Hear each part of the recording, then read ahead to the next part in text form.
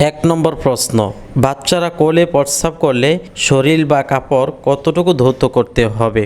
উত্তর, বাচ্চাদের প্রস্রাব লাগা কাপড় প্রথমে পরিবর্তন করতে হবে।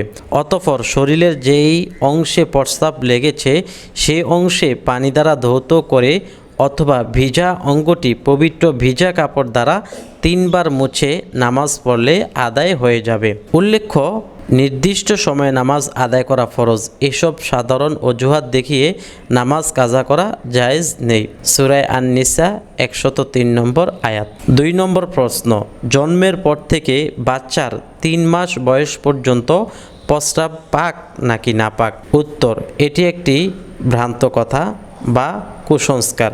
যারাই এই কথাটি লোকমুখে প্রচলিত করেছে আল্লাহর কাছে জবাব দিতে হবে। বাচ্চার জন্মের পর থেকেই তার প্রস্রাব নাপাক হয়ে যায়।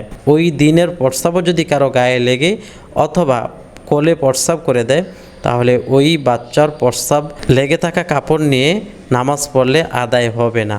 এই জন্য এই কথাটি প্রচলন করে দিবেন, বাচ্চার জন্মের দিন থেকেই বাচ্চাদের প্রস্রাব নাপাক, আপনারা কাপড় চেঞ্জ করে নামাজ আদায় করতে হবে।